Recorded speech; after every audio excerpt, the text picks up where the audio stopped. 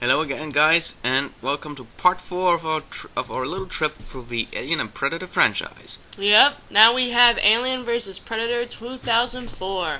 Yep, 2004 being the year it came out, and yeah, I heard some members saying there's not a whole lot to talk about in this one. Actually, out of all the movies we did so far, this gotta be the one we can talk about the most so far. A fair ranting, I would say. Again, guys, this is our opinion. It doesn't establish everybody else's opinion within our gaming group, so don't take it personally or anything. This is just between me and Xeno. Yeah. And we're expressing it openly. Yeah, so my first contact with this movie was way back in 2004 when it came out, and actually, to be perfectly honest, by that point, I have not seen any of the Predator movies. I think I did see Alien and Aliens by that point, but I'm not entirely sure. I just know I was not too familiar with both franchises. I definitely know I've never seen a Predator movie, so this was my introduction to it. And many people are probably gonna say now, that's blasphemy. How can you not know Predator before you watch this? I agree with you. I wish I did. But here's the problem. Back then, these movies were still banned in their uncut versions here in Germany. And you might know how I am. I hardly ever watch cut movies. When it's about something like this, it's gotta be uncut. It's fair enough. You're a movie collector, you want the real version, so I cannot argue with that. As for me, though, when I heard about they were making the makings of Alien vs. Predator, I jumped out of my pants. I was very excited, because after I learned about the Alien movies and the Predator movies, and this was way back when I was in early mid-teenager that I've seen them all, and then I hear this is coming out. Well, while I was waiting for it, which was exactly 4 years of waiting, I read up on some of the books for the Alien vs. Predator franchise, such as the book Alien vs. Predator Prey, its sequel, and its other sequel. I have the first issue of that. It was pretty good. I love those books. They're awesome. And so when finally the movie came out, I was excited because, again, I am a huge Alien fan. And same. So when I saw one of the lead rolling actors, well, actually I wouldn't even call him a lead role, but yeah, Lance Henriksen playing Charles Bishop Wayland, I was like, wow, this is a shout out to the Alien movies. This is great. Totally. But then as I went further and further, I realized that there wasn't a whole lot of gore. There was next to no cussing whatsoever. The fact that I saw that it was PG-13 made me think, wait a minute, why are they making it PG-13? All the Alien movies, as far as I knew, were all rated R. So were the Predator movies. Why is this PG-13? They're all rated R as well. Predator. So I knew something was a little wrong with this, but I still gave it a fair shot. And what can I say? I love the creature design. They kind of took the Alien Resurrection design and combined it with the original, sort of. I mean, this is the one that reminds me of the original Alien the most. Apart from the fact that its dome is not translucent like in the original. I wouldn't mind if it had a translucent head, but regardless, I liked the design. It was black, it was freaky, it was like up to today's standard, and I would say they used a fair amount of CGI, but they used animatronics and guys in suits too. Yeah, that was all good. I think the only thing I knew about AVP, I knew from the video game Aliens vs. Predator 2. I did not play the original by Rebellion, by the way, because that game just was banned for a long time. I'm pretty sure it was anyway, but AVP 2 was my first contact with this franchise, so I expected something along the lines of that. Seeing how the AVP 2 game took place more or less at the time of the movie Aliens, at least in a similar environment, I expected something like this. Instead, we get aliens and Preds on Earth, and yeah, okay, granted, it is something new to see aliens on Earth, but still, it's not, they didn't do that till the next movie, but it's not something I wanted, I can assure you that.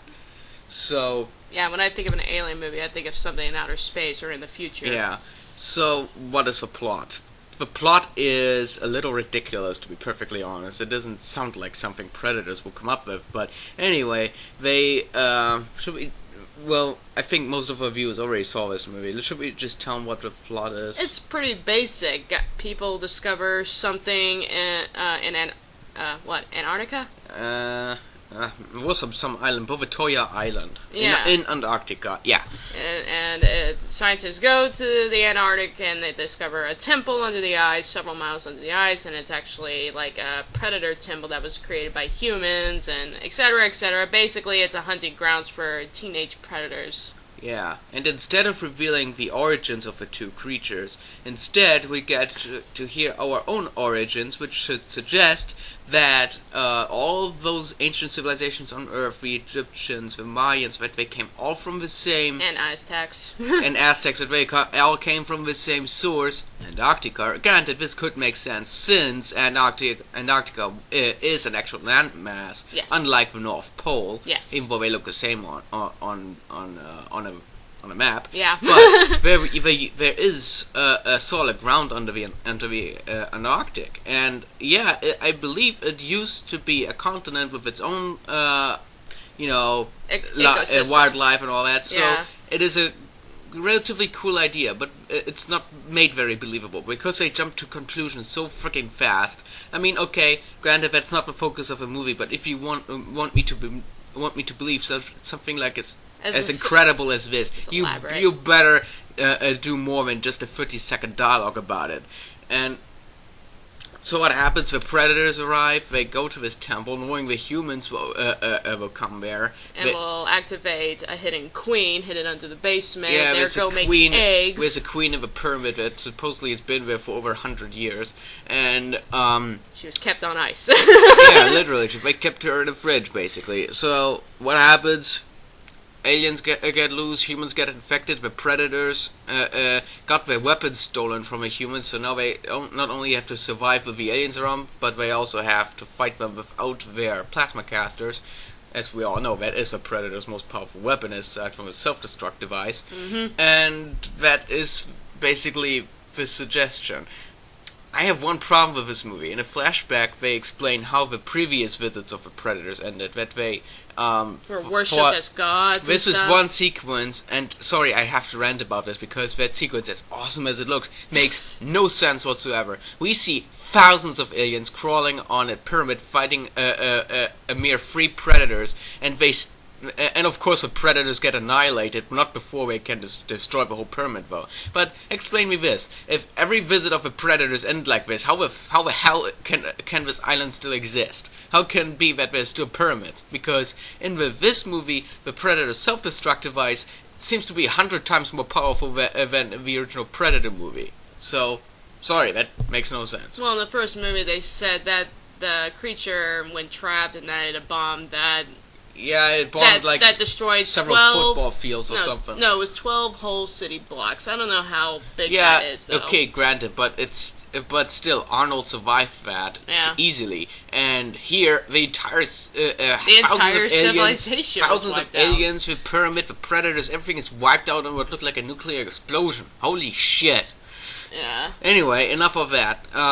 Predator design. Yeah, okay, the Predator design. When I first saw the Predators, they looked like oversized wrestlers to me or something, or football players. Yeah, I immediately thought football player. I mean, the original Predators are still bulky, but they're also pretty slim. They looked athletic. These guys, I don't know, they look pretty fat to me. They looked like juggernauts. It didn't look believable that they could run real fast or jump real high or be as agile as the first 2 Predators we've seen, because those guys were jumping off buildings, they were jumping through trees, they were running at full strength, they were tall, they were big, but they were still slim.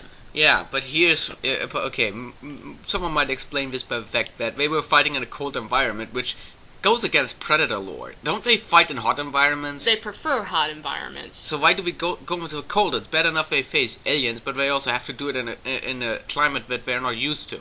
So, anyway, we have 3 Predators in this movie, which at this point was the highest number we've ever seen, but it was disappointing because there's only 1 predator they focus on, because the first 2 get killed off by a single alien easily. Within a matter of 5 minutes. Now, again, I am a huge Alien fan, and I loved seeing the aliens dominate, I'm sorry, not aliens, 1 alien dominate 2 young predators, but...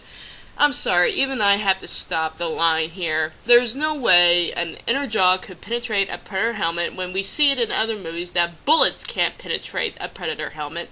And I know aliens are strong, but do you find that the tail piercing that one predator through the chest and lifting it off the ground. That guy had to weigh 300, 400 pounds. I surprisingly had no issue with that scene. I had a problem with the length of the alien's tail, though. Because, wow, that is the longest alien tail I've ever seen. I'm also just balancing physics here. It would take a load of tail muscle power to lift someone of that size off the ground from that angle. I just found that physics of it a little hard to stomach. I don't know. I mean, it was shown in the previous movies. I remember the first one in which Parker just got thrown around like a doll by the alien, like he weighed nothing. So it makes sense when you look at the alien and its slim design and its thin arms. You would not think that thing has so much power, but it does apparently. Well, it has power, but I just didn't think it would be so easy to kill a predator in the back that simply, but whatever. But yeah, I think a lot of members would say, yeah, inner jaw piercing a predator helmet, that's not right. I have no problem with that, to be honest, but I didn't expect any other way for that fight to end. At least not with the alien being the victor. How else would it win? Rip the predator's face off? I don't know. Maybe if it ripped the mask off, then okay, but still. That would have been cooler, but there's one problem with that. They didn't want to reveal the predator's face exactly. Too soon. Yeah, okay, well. You gotta consider, I think this movie was made for a younger audience who cannot have seen the original, so they wanted to keep the predator's identity secret. That's my guess. Or in general, to keep us guessing, what are they gonna look like this time? And granted, they look okay. They looked pretty much the same, except they just had more mobility and expression in their face, which is okay. They looked okay, it's really. Okay. I just don't like the fact that they looked like football players. Mm-hmm. Some would argue that maybe teenage predators, I mean, we assume these are teenage predators because these guys have no experience fighting aliens. They're and that shows. Sorry. it obviously shows. And they were here to prove themselves, to carry a mark of their tribemen or something. We are. This is all assumption. Yeah. The assumption is maybe young predators are just naturally bulky and they slim down as they get older. That makes no sense. It makes no sense, I know. Absolutely no sense. It makes me feel better, though. So, okay, ignoring that. Other than that, the creature design was okay. I mean, it didn't look completely different, so that's good. Should we address the queen design? The queen, the alien queen, did look a little different from aliens. I mean, I can still tell, yeah, that is a queen. I can tell that right away, but there's some minor differences. She's huge. She's huge. She's much bigger, which can be explained by her being older. I mean, she was frozen in that ice for 100 years, and hell knows how long the predators used her before that. Mm-hmm. So, that's no problem. And the slight differences in design, also okay. I mean, the aliens change their appearance of every movie, so I'm not going to criticize that. I guess that is artistic liberty that creature designers have. And some would also argue that she moved differently than the first Queen in the Aliens movie. She did. She moved like a T-Rex, but you know what? She moved realistically for her size, and I didn't have a problem with that. But did you know that she was also, for the most part, an animatronic? Yeah, in fact, here's a little trivia for you. That animatronic, that original animatronic, was in fact the same puppeteer they used in the Aliens movie and the Alien Resurrection movie. Oh, you mean the same puppet? She is the same puppet. Wow. The only difference is that they keep painting over her. They keep adapting her style. They change it over, but it's the same puppet. Mm. It is the exact same puppet. It kind of makes me sad that the original puppet is lost that way, though. Yeah, we basically have lost the original Alien Queen design. I mean, I don't know about you guys, but I think Aliens was way better as a movie, and it's kind of sad to see the biggest puppet for any movie ever used to date being, used for a flop like this. This movie did not do very good. No, it wasn't a huge bust at the blockbuster. The box office. Box office. I keep saying blockbuster. I'm sorry. A blockbuster is a movie, or used to be a movie, where the waiting lines were so long they spanned more than a block. Yeah. The term blockbuster today is used for any big movie, but it's bullshit because by definition, no movie has waiting lines like that anymore. Not anymore. Unless we, of course, talk about the stupid Twilight movies, but whatever. Well, I am not going into that. Thank you. So anyway. My biggest problem with this movie in retrospect, after seeing the originals, was the rating. I know we talked about this on our forum, for example. We said PG-13 today is what R was back in the day. Sorry guys, but that is complete bullshit in my opinion. I'll explain you why. A PG-13 movie, first off, does not have remotely as much cussing as an R-rated movie even in the 80s or 90s. There's that. The gore is non-existent in this movie. It is purely between the creatures. It's the alien, okay, it is gore. The alien bites from a predator's head. There is blood spilling all over. But this is creature violence. The humans, with absolute no exception, get killed off screen. There is one tiny chestburster sequence, but it's laughably short. Even in my extended version, I have the unrated cut of this movie, which adds CGI blood and some additional scenes, but nothing you really need. The CGI blood looks pretty bad, so it's like, yeah, we're sorry we didn't have any gore, so here's your DVD release. This is a real movie. It makes the movie a little better, but I can't help but notice the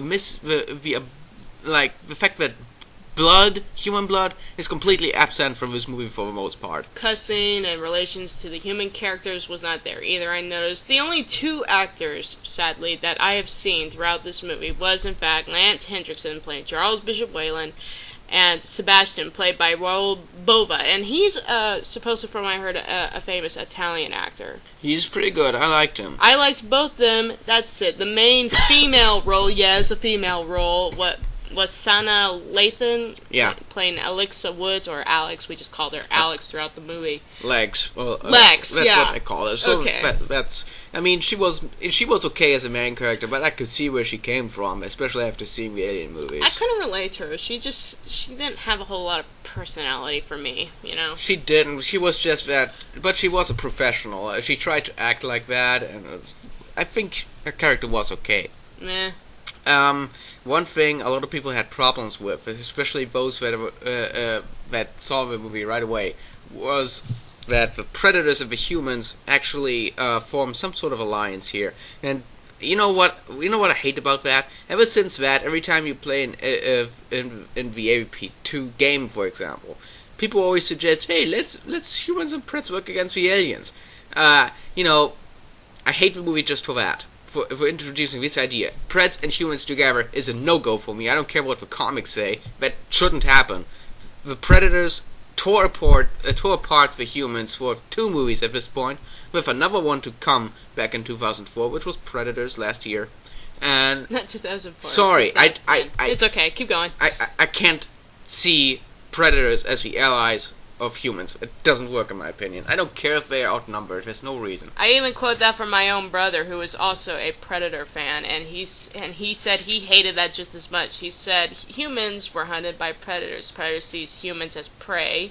It doesn't make sense for them to join up, and he hated it. He hated that, and he cussed the movie out for that. And well, I can understand that for Predator fans. I didn't mind it horribly though, but I'm not a hardcore Predator fan. I admire the Predator. Nor am I, but I still understand what a Predator is about. Yeah. In the Terminator franchise, Terminator 2 made Arnold's Terminator character into a good guy. But the difference is the Terminator is a machine. He was reprogrammed. That is how he excused that. In this movie, there's no reason for the Predator to turn into a good guy, because all they do, they give him his gun. You know what in my opinion, the original Predator would have done if he saw you running around with your plasma caster? He would rip your head off and then take the gun. That's what he would have done. Well, here's what I would have expected. After she gave him his gun back, he would have just left her ass there. Or that, but not.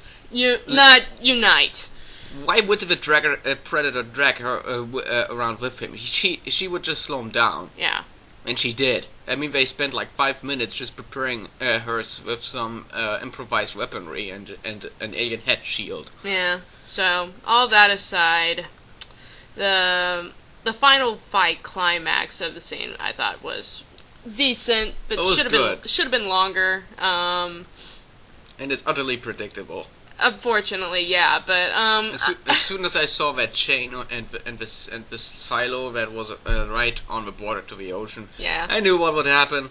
There's no other way they could have solved that. Yeah, but I was still shouting out while I was literally shouting in the theater watching the Queen beat the Predator, beat the shit out of the Predator, the final Predator hero. What do we call him? Scar. Scar. I was just screaming and clapping, going, "Yeah, bitch! Kick his ass! Slap him around! Teach him what it was like to be chained up thousands of years in ice." Yeah, and you know what happens when all's over? A Predator starship decloaks. Yeah, total Star Trek style here. And an elder Predator shows up and gives a combi stick to Lex as a reward because Scar has marked her with, well, a scar. She has proven herself worthy enough. Trust me, I have a hard time accepting this, but whatever. And they just leave her there. And it's like, yeah, thanks for giving me a ride home, guys. You know, here's my question. I don't think the Predators intended the Queen or any of her offspring to start an infestation on Earth. So why the hell were the Predators and the big shiny starships just sitting there watching this crap happening? Maybe they were about to engage when they realized Scar was fighting the Queen, and they're like, "Oh, okay, let's see what he does." That was not part of the program. I don't think the Predators were at any point supposed to fight the Queen. That's a big hole in the movie, I guess, for a lot of us fans. Let's face it. 1-on-1, even an elder Predator couldn't take on the Queen. Why would you send these little youngsters against her? Let alone one of them. Read the books, guys. They will tell you that you have a elder Predator who will. Okay, in the book, when Predators go to an alien hive, their intent is to capture a Queen for their own egg-laying benefits. But they do that in a team, don't they? They do it in a team. There is an elder Predator who has been hunting for years, has fought aliens before. He's just as goodly equipped as the Predator from AVPR, who we call Wolf. He's just as good. He leads the team, and that's usually a team of about 10, maybe 12, and fighting through the hive, they get to the Queen chamber, and by then the drones don't attack because the Queen has ordered them back because they'll kill her eggs. They basically have her hostage, and then they go through a very difficult process of chaining her, trapping her, and chaining her up, and then they literally drag her out of the hive. 12 team Predators. Yeah, and here we have one, and his crew is like, "Oh, let's see how he does." Yeah, okay, a big flop with that, but I don't know. Maybe they weren't there, but I mean, the Predator ship never left the planet. We never saw it leaving, so my assumption was it must have been there all the time. Yeah. So there's that. So you see, there is a lot to rant about in this movie. I could go on, but I won't. And I think that my biggest problem. I mean, okay, here's the good things for me as an Alien and Predator fan. The fights were pretty good. I mean, the special effects had a fine balance between guys in suits and CGI. Good CGI, by the way. And the Predator suits, as bulky as they were, they still looked good, in my opinion. I mean, I can live with it. And the alien design was up to date and realistic looking, even in suits. And even the acting was somewhat okay. But here's the biggest problem with this movie, and it will always be the rating. If you throw the two of the biggest horror legends of all time, and you make it PG-13, you know you failed your job. I mean, this is like imagine a movie along the lines of Freddy Krueger versus Pinhead from Hellraiser. You know how friggin' gory that would be? That would be horrible. Yeah, then you make it PG-13. You don't need to be you don't need psychic powers to predict the outcome, the cross of that movie. Not gonna be great. Nope. So, I'm sorry. Paul Anderson, I like him. He did good movies. He did Event Horizon, which was R-rated. So why didn't he keep this R-rated? Ugh! I have no idea. Maybe it was Fox's fault. I mean, yeah, I like to blame Fox for this. They're always assholes. Nope, it's Fox. Alien and Pret movies. And yeah, it was always a policy to keep their movies to a lower rating to attract more viewers, but pissing off their fans. They gave James Cameron a hard time when he made Aliens. Well, he did it anyway, he fought through it, and his movie was great. Did they learn the lesson? No, they gave David Fincher a hard time when he made Alien 3. The movie completely bombed until the expanded version came around. Now AVP, you would think that they would know, oh yeah, we can make it R, it's still gonna be successful, because after all, we are catering the fans here. No! They make it PG-13 so all the stupid little kids can watch it too. Sorry, that this is not a kids movie, not at all. It should not have been one. It was never meant to be a kids movie. Thank you. This is like an Alien vs. Predator wrestling movie, but a real AVP movie looked differently.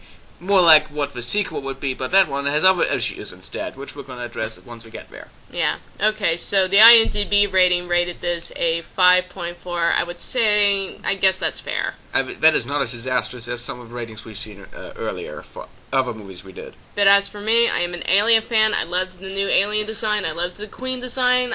Regardless of some of the fight scenes being a little abstract, like too close in some parts, I still found it entertaining. So, and the two actors I mentioned, in my belief, were the only reasons why the human actors were saved throughout this movie. Yeah. So I'll give it a 6. 6.5 from me. Can't get better. So it's slightly above average, but could have been so much better. Yeah. So see it if you have to, but don't expect anything great. And stay tuned for the sequel, which we're going to review, and trust me, that is going to be even worse. Yeah. Adios, guys. See ya.